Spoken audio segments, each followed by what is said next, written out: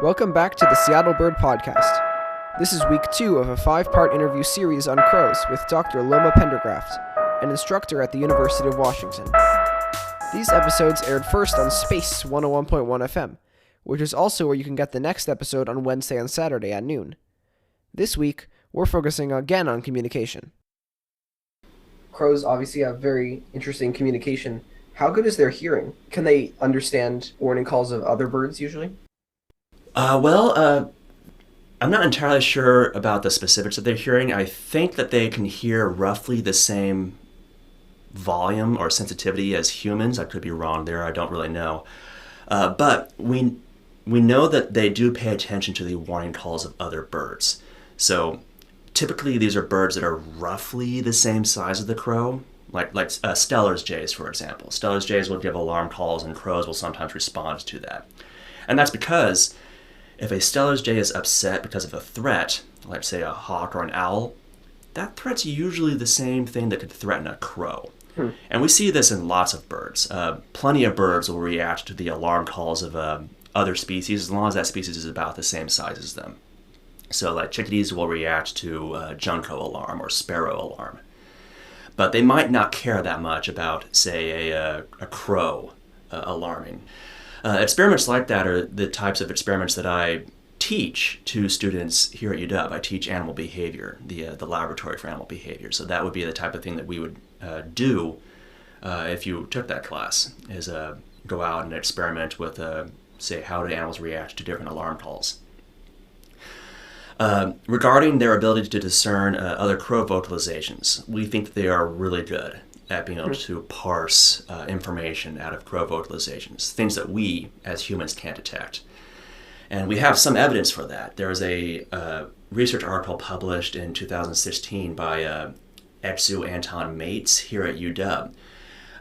He and his team recorded a bunch of vocalizations from crows with known qualities, so they knew the sex of the crow, they knew the age of the crow, they knew the identity of the crow. And they ran it through a computer program, and that program looked at all sorts of aspects of the call, like the pitch, the various harmonics, all that stuff.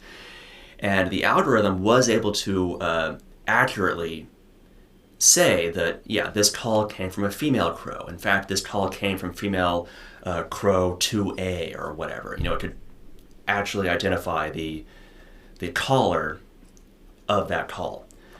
So if the computer program could tell them apart, that suggests strongly that crows can too. So it's almost as though crows can recognize the voices of other crows, the same way that we can recognize the voices of people that we know. Interesting. Everyone knows that parrots can mimic human speech, but some people probably don't know that crows can too. Why are crows and parrots able to do this? Is it because of their intelligence or some specific imitation trait?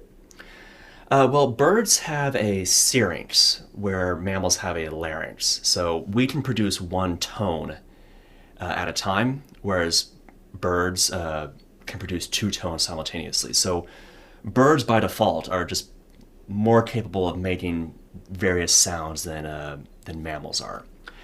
That said, a lot of birds are capable of really advanced mimicry. So yeah, parrots are known for being great mimics. They can mimic human words. Crows can too, albeit they don't do it as readily. They have to be really motivated to do this. So you really only see human mimicry in crows whenever those crows are pet crows. So they have a reason to pay close attention to what their owners/partners are saying and doing. And really, you see the same thing with parrots too.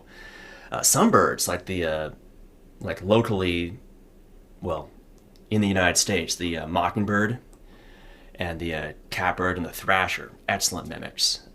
Lyrebirds outside of the United States are fantastic mimics.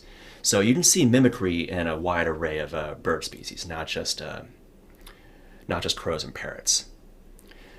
But as a whole, most birds, songbirds and other bird groups like parrots, are capable of what we call vocal learning, where they can learn to change the vocalizations they give.